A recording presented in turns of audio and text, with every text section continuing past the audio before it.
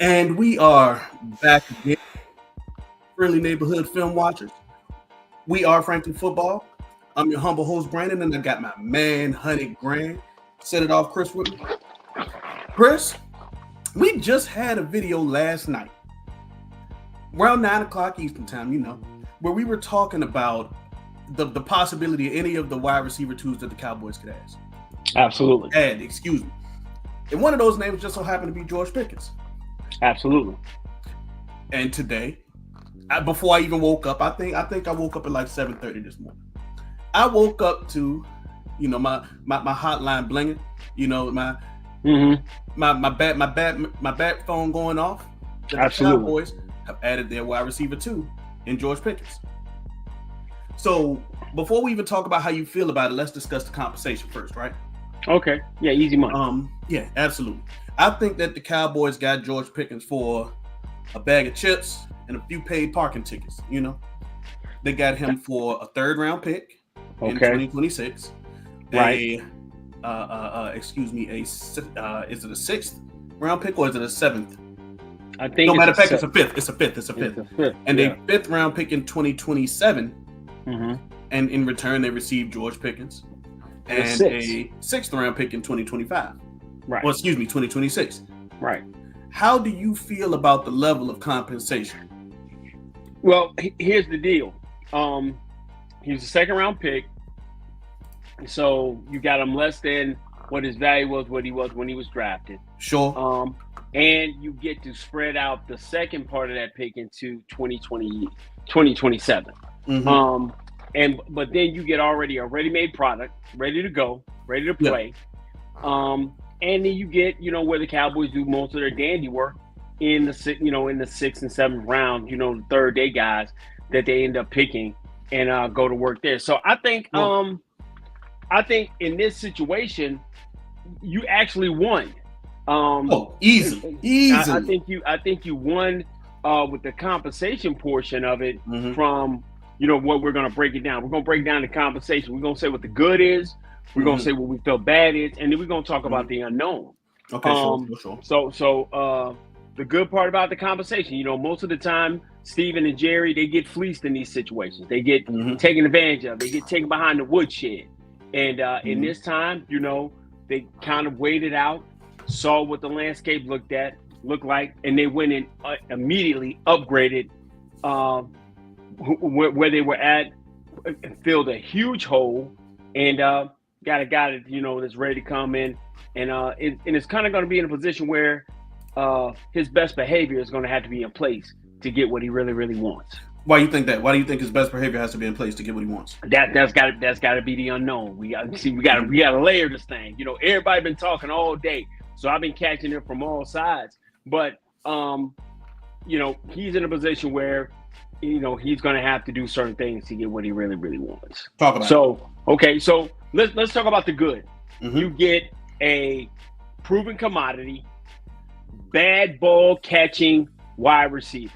Now, what was the one thing that everybody was clamoring about with McMillan, who went to the Panthers? They said, T-Mac said, "Hey, I catch it anyway." He caught footballs from a bad ball throwing quarterback. They were all out of range, and he was a go-get-it guy. Yeah. So he's a 50-50 go-get-it guy. So you turn around and instantaneously get a guy who has dealt with nothing but bad quarterbacks his entire career. I mean, going back to college, he hasn't had really good quarterback play. If you go back to his college number, I think he caught 33 balls in college. Yeah. But since he's been in the league, he's had Kenny Pickett, a broken down Russell Wilson, and then an unproven and battered confidence, Justin Fields. So he's like, I know most people don't like this guy, but he's sitting there like he's coming to the R. Kelly best of both worlds, coming to Dallas, Sure. and having a bona fide legitimate quarterback who can put the ball on him, but also gives Rain a young 50-50 guy who he's not really been a big 50-50 ball throwing guy in his career. Glad that you pointed that out. I'm gonna come back to that in a minute. Yeah. So the good part about it is you got him there. You got him young. He's hungry. And a change of scenery is what he needed. And it upgrades your whole room because now you turn around, you got the one thing that we said we wanted, a guy who you could put outside and make CD a weapon. Move him anywhere and, go from there. So that's what I saw with the good. What's your good on it? Well, obviously, George Pickens in the pros has never had a quarterback as good as Dak Prescott. I think that's one thing that really elevates him, right? He can be happy that he can have a guy that can do the things that he does most. Put the ball outside and let him tell the opposing DB, I want this ball, you can't have it. Right. Now I think that it's also just good for the team in general. Close friend of the show, Vash Lombardi, shout out to him. No doubt. He said something today that made perfect sense, right? You have leaders not to keep the divas out. You have leaders to keep the divas under control. Let's just say it that way. Yeah.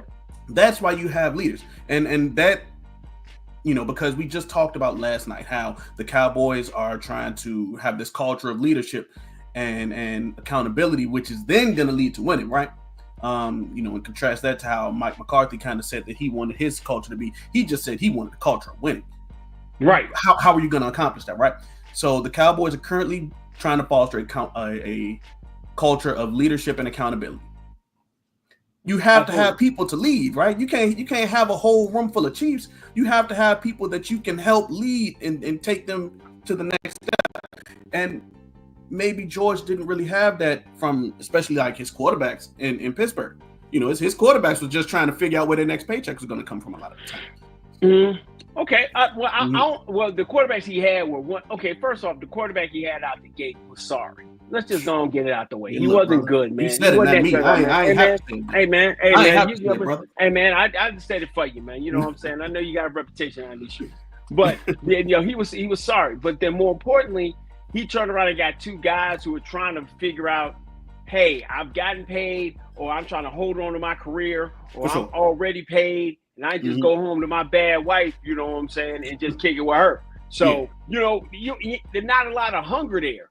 And, from all the highlights that we've seen, and we've seen numerous highlights of George Pickens over the last, weeks, but the ones we saw today, none of the stuff that I was seeing him getting thrown in here was in stride or timed well. It was all. He would have to come back to you. He would, and for what it's worth, you need a guy that can bail you out. You need a guy that can beat out the guy that is guarding him. You need that.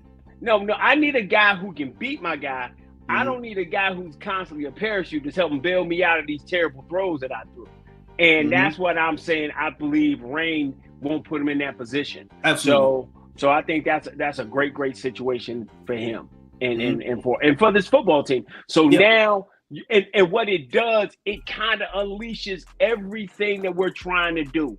The guys that were kind of on the bubble that we were worried about, now they get a little less attention because you definitely got to take your eyes and look at both of the wideouts. Sure. So this breakout season or comeback season we want for Jake Ferguson on the way. This need for having a safety in the box and helping the run game is on the way. You know what I'm saying? Absolutely. And so I think he helps out by having the ability that if CD isn't having a great game or God forbid, you know what I'm saying? Yeah, that's me knocking on whatever I can knock on that he don't get hurt. You don't have to. You don't feel like your whole offense goes into a tank or falls off into a cliff because you don't have that guy. But it also has this thing that me and you like to call tryouts. The thing that that we affectionately go to, and you rocking with us. We love the Dark Knight. You know what I'm saying? Because I'm rocking with Batman. You know what I'm saying? And that pool stick broke, man. That pool stick already got broke. Hey man, we're gonna have a whole slew of them. We're about to have a pool stick factory because it in that room, bruh, the top four guys is already kind of made, bro. Top four guys is already made. That fifth and sixth spot, you better know how to tackle. Go ahead. Let's talk about that right quick. Prior to this, we were really discussing who was gonna come out unscathed in that bloodbath of a battle for wide receiver 2. and that can make you nervous, right? Yeah. You feel a whole lot more comfortable saying, okay, who's going to be my wide receiver too? Whether it is Tolbert, Mingo, Flournoy, Brooks, insert guy here.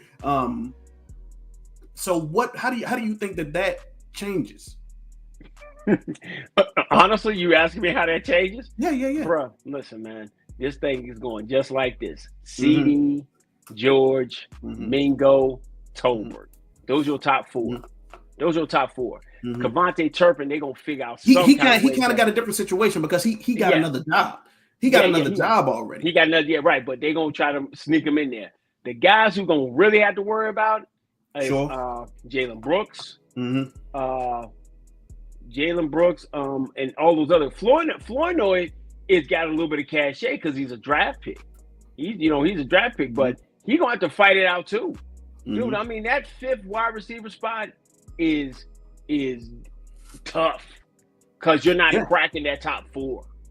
Nobody that's sitting there right now is cracking that top four. So I'm sure that when a lot of these people around in the team, wherever they are at currently, when they woke up this morning and they saw that alert, half of them was like, took their pen and just, damn. See, and I don't curse often, Chris, but yeah, Seth Williams especially, because to a certain degree, they might have felt safe. But when the Cowboys didn't draft a receiver, they might have felt the time to be able to exhale because they could say, okay, I still got a chance. When you bring another dog in that room, those chances get slimmer and slimmer. No, because I'm pretty sure they all knew around the facility they was trying to get a wide receiver. Sure. So I don't think nobody was sitting around there worried about it. Most people just trying to, hey, coach, how you doing? Finishing up this workout. Hey, coach, I was just going over the playbook. You know what I'm saying? Hey, coach, you know what I'm saying? I was just wondering, do you what you like on your ice cream? It was folks walking around there trying to figure out what it was because they knew that everything was up in the air and they were looking for a guy. I don't think it's over yet. You could really make my day. You think they're gonna try and bring somebody else in? Listen, man, I'm gonna be totally honest with you. If so, who might that be? I think we're on the same page.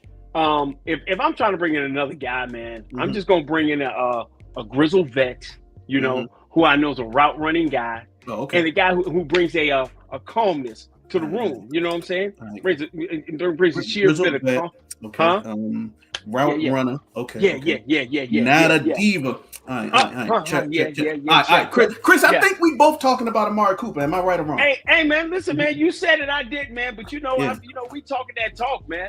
I'm looking to find that kind of guy to come in, be able to, calm the room, have some cachet of being in the league and things of that nature, but not have to be, because Amari don't like cold weather, man. He's a Florida dude, and so. But if I got a 3rd and 6, 3rd and 7, and he route a guy up, Amari know how to get wide open and get into the end zone. So, and one thing I also say is I feel a lot better with this Amari Cooper as my third option. Amari Cooper, he's older now, man. He's older now, and there can be less expectations on him. You feel where I'm coming from? There could be less pressure on him. He can go out there and do his job instead of trying to carry the weight of the whole team on his back, which is great. No, I see. Okay, I'm gonna be like this. It's not so much expectation because Amari Cooper could step up in the tightest of moments. But I think that I like about this Amari Cooper is that I am not solely dependent on him to bring home the bacon for me. Yeah, I need him to come in, give me if I can get 25 to 30 catches from Amari Cooper, maybe 300 yards, or maybe 3 tuds in a nice rotation. I'm good because cool from your third option. I'd definitely be cool. Maybe my fourth option. Maybe I'm just telling you, this thing is going to open up in a way that it's just going to be. You're going to have to pick your poison with these guys, man. When you got 2 dominant guys who can play on the outside and a guy who can move on the inside. And you got guys who trying to prove it that they're worth this money because that go back to George being on his best behavior. Because the goal is always, if you're not a first rounder, Your goal is always to get to the second contract as quickly as possible. Hey, even if you're a first rounder, the goal to get generational, life-changing, I can really retire mama kind of money is at the second contract. Absolutely. And this is where George being on his best behavior is going to be paramount, because now he's got to prove to a guy who wants to give money away, but he gonna make him wait and work for it. Does that make sense? Absolutely. So go with that.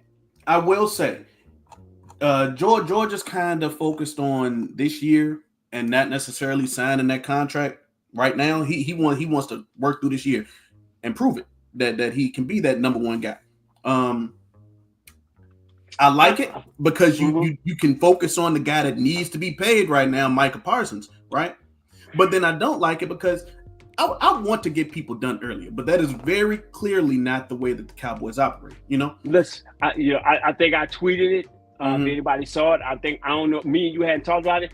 Yeah. We talked about it in depth. I've always wanted to be. I wanted the Jones were on trial with me about being proactive and being a serious football team, and getting Pickens. Yeah, that gives me the feeling they are serious. My problem is, if you really tell me I'm trying to win championships, then you go sign people and get them signed early.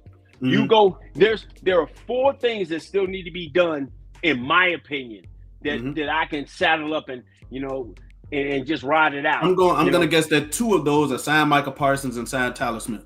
Come on, man. You know your boy. You're kicking with me. You're right. You're right here with me. My other 2, right, are sign Pickens. Don't sign him. Get it out the way. So you go and start the clock. And is the last one DeRon Bland?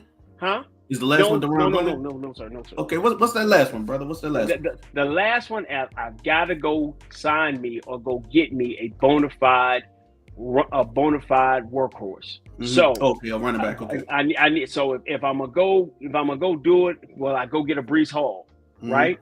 Would you go get a Nick Chubb? See, this is why me and you kick it so good, man. What? I love Nick, but I love Nick on a 1-year deal, maybe a 2-year deal. Buyout for the second that doesn't hamstring me when I go next year looking for the next best running back. Yeah. You know what I'm saying? Because the way I'm set up right now across the board, and I don't want to talk into 2026 because people coming back, but that would not hinder me with going and getting a workhorse. I can see Jaden Bloom becoming more Austin Eckler, right? Then I can see him becoming a Gibbs from Detroit. Does that make sense? Yeah, absolutely. And I agree. Actually. Yeah. So I that's what I can look, but it doesn't stop me or handcuff me from going and getting a bona fide workhorse next year. Because hey, man, running backs are back, man, and it's gonna get sexy again. Absolutely, bro. Absolutely. The thing that I want from George, I want him to be able to come in and in a situation like last year where we only had Cooper and Amari Cooper. I said only had Cooper, only had CeeDee Lamb, and CeeDee Lamb was getting double, sometimes triple teamed on these routes. I want him to be able to take that pressure off, and teams are gonna have to figure out a way to stop one or the other, because if that can kind of get back to that 50-50 ball game, kind of like he had with Gallup, which that's kind of what I see for George Pickens in this offense, is like a better Gallup. Absolutely. Yeah, I definitely. Go ahead. If that can get and be able to have confidence when he doesn't have to throw the ball on time and as much, then that would be great, because he can work to each guy's strength. CeeDee Lamb's strength is precision and timing and things of that nature. Georgia's strength is you're gonna get these if you get in my way, and that's the only thing about it, because this was the bad that I saw. If he does not come totally with, when we got Amari, everybody's like, well, what was the issue with Amari? And people were saying, oh, well, he didn't love this or he didn't love that, but it wasn't any kind of thing on the field. I'm gonna take something from the great Steve Smith.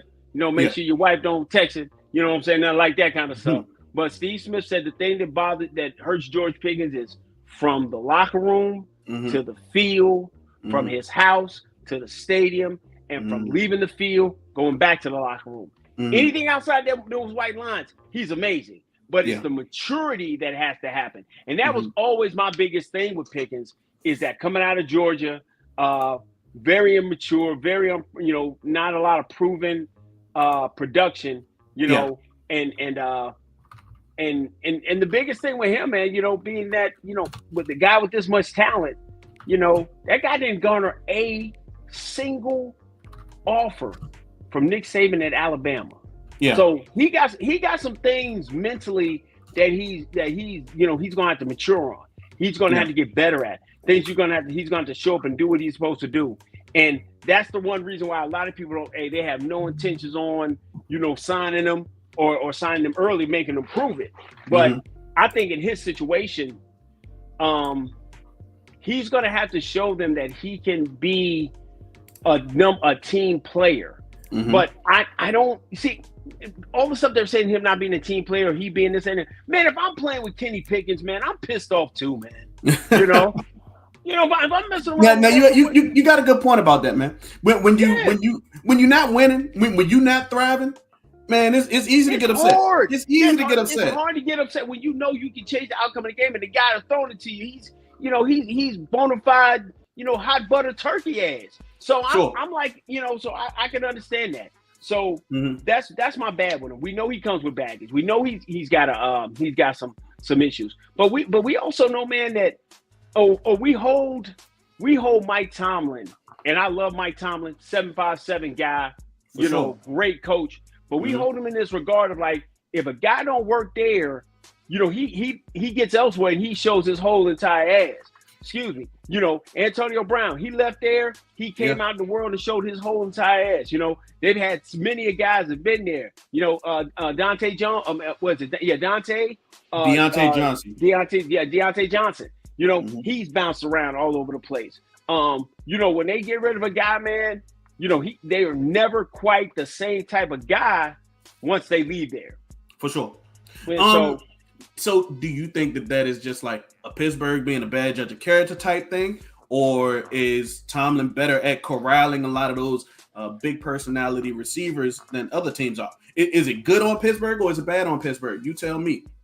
It's got to be good on Pittsburgh, because you've never had a guy, whenever a guy comes there, he stays in between the lines and does what he's supposed to do. But as soon as he leaves there and goes somewhere else, it's like he falls off a cliff. I think with Pickens, it's more a point of he'll finally get in a place where he can probably get a fresh start. He's definitely going to get an opportunity to play with the best quarterback he's ever played with. And the thing about with him is that he's going to realize that everything he does, the world sees. And I think that's going to be the biggest thing for Shotty, to help him understand, to bring him in to understand, hey, this is who I am. This is what we're trying to build here. This is what I need from you. You know what I'm saying? And I think that comes along with him learning how to trust Shotty, but it also comes with getting his pockets right. I think George feels in a way he's missed out on money, because he has been a first round talent. He is a true number one. There's not 1A and there's not 1A and 2. It's 1A and 1B. The problem is the guy who's 1A makes $35 million, and he is a bona fide 1A. So now we're going to see how George works in a room when he's working with a bona fide guy that's just as good, if not better than him, and how they make that all work. That's your unknown. That's the biggest unknown in this thing. Yeah, hey, and one thing about it, man, two things for sure. The NFC East got receiver talent, like deep, man. Deep DBs would be having fits if they got to play the whole NFC East.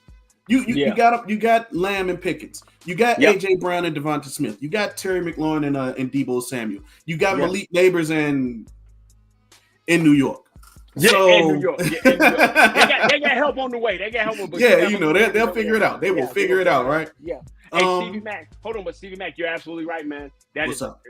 Stevie said that the whole leadership and culture thing is going to be put to the test, and I'm telling you, Shotty's got his work cut out for him. He's got his work cut out for him. What good is leadership if you don't got nobody to lead, Chris? I mean, you got to be able to lead these guys, but the thing about it is that the guys got to be willing to follow. For sure. And I think I think if you get this man's pockets right, he's going to be willing to follow. He's going to have to be. But here's the other part. I don't think he's going to have this thing where he's not going to get targets. Man, I heard this today. It was insane. They said CeeDee Lamb had 73 more targets than the next guy on the football team. That's because the next guy on the football field wasn't good, Chris. Yeah. That's why. CeeDee Lamb might not have to get 180 targets this year. And so I think if you can split those guys 151. See, here's the biggest thing that for us we don't want, and then we got also a team like this. So we want to run the football, sure, because that's what Shoddy wants to be known for. He wants to be known for running the football. You want to be able to get the pieces out to get the ball out to your dynamic pieces on the outside, but you also have the ability to challenge the middle of the field. That's the one thing that we when Mike took over, we were starting to do, challenging the middle of the field. Yeah. So I just think the addition of the addition of Pickens opens the whole field up for so many different guys to go do special things. I think with Pickens, you help Jake Ferguson. You help, Mingo. You help these guys, man. Yeah, absolutely. You help the running game, man, because you're going to have a team's third best defensive back on them now. Whoever's in that competition for wide receiver 3 and below, they're going to be playing against the team's third best option and be able to shine in the preseason. Absolutely. Yeah. So I think. So let me ask you this, Chris. Let me ask you this.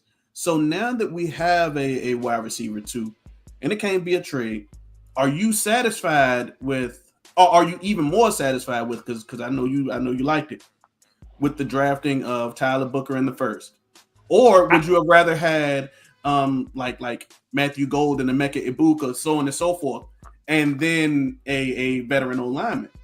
No, because as much as I love Emeka Ibuka, as much as I like Matthew Golden, as much as I like T-Mac, those guys were not better than George Pickens today. Right now, potential-wise, yes, but they were not right now as we live and breathe better than George Pickens. For sure.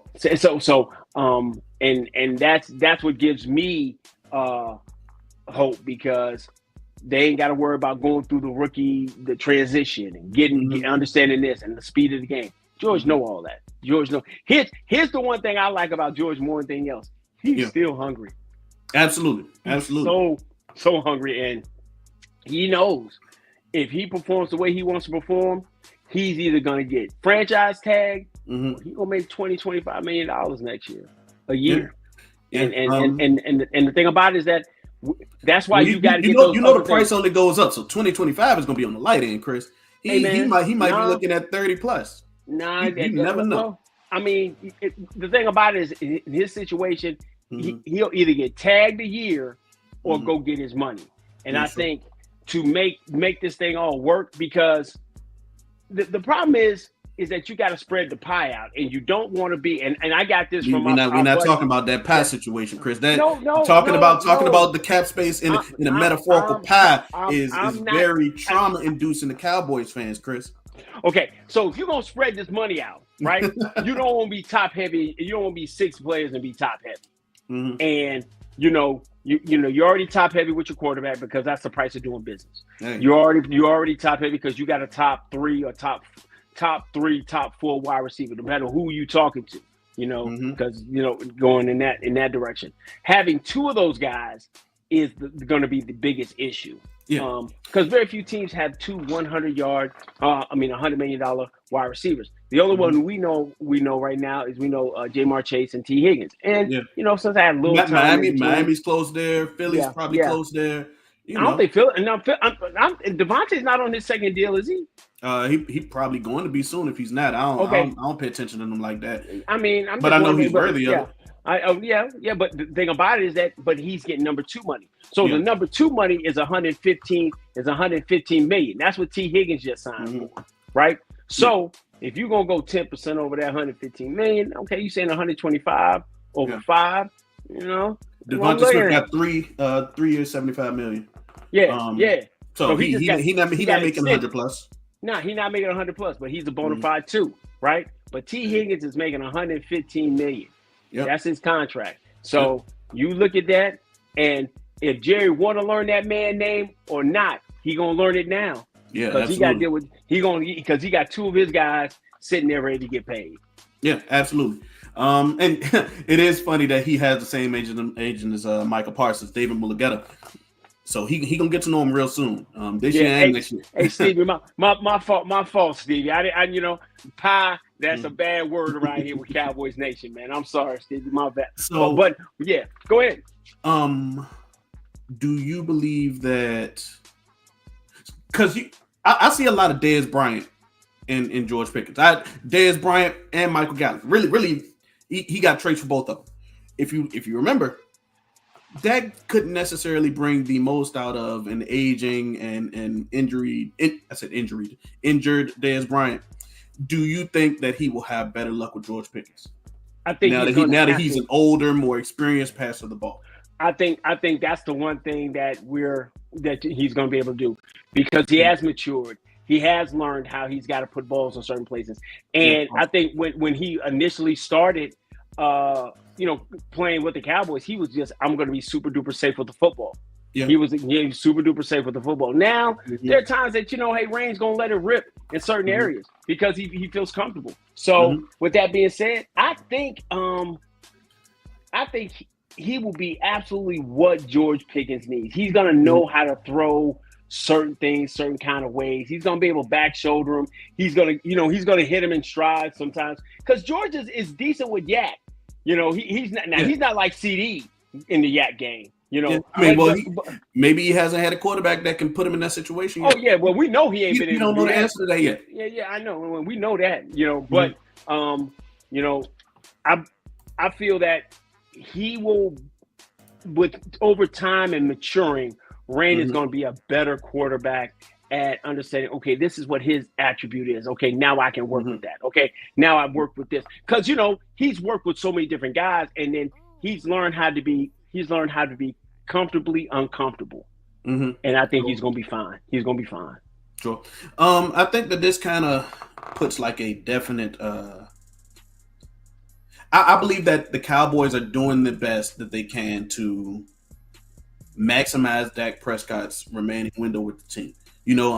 If you compare kind of what they were preparing for in Tony Romo's last amount of time with the Cowboys, they built that lineup. They wanted to get that running game secured, and then they made sure that he had his top two guys, which at that time was Dez and Beasley. And Jason Witten was still. He was kind of he was still there towards that end. Yeah. Tony was too. Really, I think that their idea was for both of them to be on the sunset at the same time, right? But like I was saying, do you agree with me that I'm saying that the Cowboys are doing their best to try to maximize that remaining 3 years of Dak Prescott's contract? Without question. I think they're trying to set everything up that I think they're setting the table. Oh, this is crazy. I think they're setting the table where next year's team, God forbid if Rain gets hurt, because he's got to give us 2 years back to back without getting injured before they can start saying, hey, and I'm with you on this. Hey, he's got to perform. He's got to at crunch time, and he's got to get us over the hump. He's got to get to 19 games. Yep. It's 19 games for him, without question. If he's going to take the stigma of anything off of him, he got to get to 19 games. So, 20 is a bonus, but 19, he's definitely got to get there. He got to get to 19, play well, and something fluky got to happen that the defense do that, for us not to be on his ass. Now, I'm being totally honest with you, and I love Rain Dakota Prescott, but that's what's going to have to happen. But I think they're setting the table with other pieces around it, because you got pieces on the offense that are going to be maturing and ready to hit their prime, and whomever they turn the keys to this Bugatti over to, it's going to be ready to hum. So it is what it is, bro. Okay. Do you think that they have any more moves planned? Like we haven't really heard any rumblings of a extra running back. Do you think that they have any other moves planned before training camp? I think that having another – I want another move. I want to be greedy. Man, listen, like I told you, man, those are my 4 moves are those 4 moves. I might make Pickens the fifth move, but and I adding one more in. I need another running back. I don't care if it's Chubbs or it's Brees. I don't care, or Bryce. I don't care who it is, but I also want another wide receiver. So if I can get Amari Cooper in the building, and have him as my break glass scenario. Yeah. Somebody, John Domingo trips over a water hose, or something. Anything, man. I can still go out and roll that guy out, and my offense is still explosive. Some people would say that that's being greedy, Chris, but I disagree. Man, listen. At this point, play Madden. At this point, listen. play Madden. Yeah, play fantasy football. Get anybody that you can on your team if your goal is really to compete. Listen, man.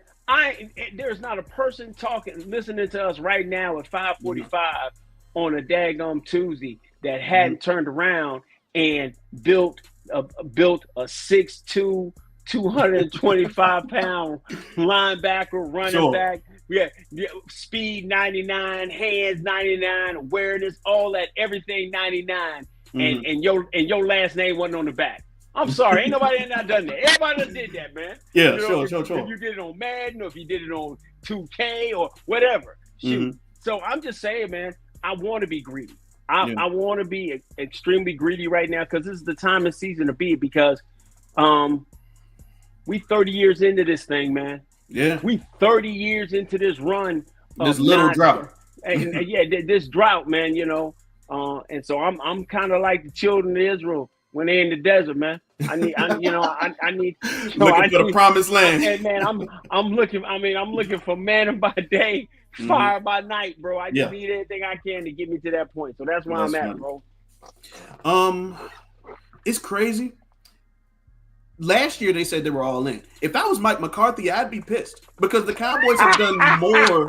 The Cowboys have done more this offseason than they've done in a long time. I think that the last time that we really got great substance out of the Cowboys offseason was when they signed Stephon Gilmore and Brandon Cooks in the same offseason. Yeah. That's the last time that we really have a substantive TI word of the day offseason. That's the last time. Yeah, now they're not doing it on aged vets. They're doing it on, early 20s guys. They're really putting all of the chips on the table. And if I was Mike McCarthy and my job was on the line and I saw the way that they handled last offseason going as minimalist as possible so that I can be ceremoniously booted so that I can show up and my key card doesn't work anymore. Only for my replacement, the man who I brought up to then get more than I ever got. I'd be pissed. No.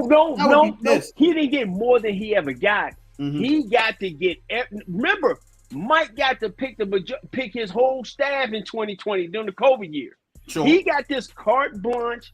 He got everything that he wanted and needed. He did. Now the problem is that guys fell off cliffs. Yeah, sure. Guys fell off cliffs, and so he could be upset. He could be mad. He could feel whatever he wants to. Here's the one thing he didn't have to worry about. He got an opportunity to get back to the league and coach. He got to the league to get 3 12-win seasons and put his wares on display. Yep. Now he can either go back to the barn. He can't use the same lie he used before talking about I watched everybody film because we already knew he lied about it. But he got an opportunity to say, hey, this is what I can do. But like Stevie Mack said, man, Stevie said it best, man. Ain't no such word as greedy when you've been been in this place for this long. And I think that the Cowboys had to sit back and say, you know what? We've got to at least go out here and put pieces that can at least work and fit. We can't go get guys. The only guy that I didn't like that they got was when they went and got Sadiq Charles, because Sadiq Charles was sitting on the couch at home. Yeah, man. Bills came due for him, Chris. Bills came due. William, hey, you real disrespect. William came knocking at the door, and he was like, I got to answer that. Said those grown Bills if they named William. They William. William. That's a funny one. So that's how it happened, man. That's how it happened, man. For sure. So, do you think that the people that are saying that this is kind of a counter to the whole environment that Brian Schottenheimer was trying to foster. George Pickens' personality and demeanor, things of that. He a YN, Chris. You know. Do you think that this goes counter to Brian Schottenheimer's mission? His mission statement in that. Let me explain something. How for us, some of us who don't know what YN, man, he a shiesty wearer. We talked about it last night. That dude like to wear hoodies in the summertime. He like to do that kind of stuff, man. I still can't understand it, but that's how they get down. Yeah. But you said it twice already. Yeah. You gotta put to the test leadership and what you're trying to build. And at the end of the day, man, the only times you saw him crashing out, is when they were losing. So go put on that aroma that is the most beautiful aroma around, man. Go win games. Go win games and make him a part of winning will hide anything. And will make him feel like he a part of something in that nature. And I think that's what it is. Dude, for us to have CD have 73 more targets than anybody else is absolutely insane. Absolutely.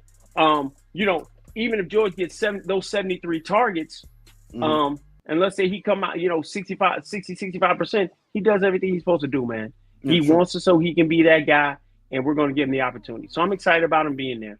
And it gives us a greater outlook. But like I said, we still got a couple more moves to make, man. A couple more moves. Anything else before we close out? No, man. Listen, I had to get in because I'm about to go burn my cigar, man. But this was too hot that I had to come in and tap in with my boy, man. I had to come tap in. Had to happen, brother. Had to happen. So if you stuck around for this almost 42 minutes so far, I'm gonna need you to like, comment, share, subscribe. Today, comment your favorite animal. If you made it this far and you are not watching, and Chris's video just went out, but it's all cool. I'm a professional. I can adjust. Comment your favorite animal. Mine is a moose. And also share. That is the virtual currency that we need in order to advance our standing in this YouTube thing. That is what we need. Now while Chris is, I can see him, y'all can. While he's working through that, I just want y'all to know, definitely appreciate all of the views and things like that. Twitter's actually getting a little bit more lively. Now that we found a bit of consistency hitting our stride in that, excuse me. So I just want to say that I'm eternally thankful for all of that. Chris ain't here, but I will say that he is not a Robin. He's like the Green Lantern or the Aquaman to this thing right here.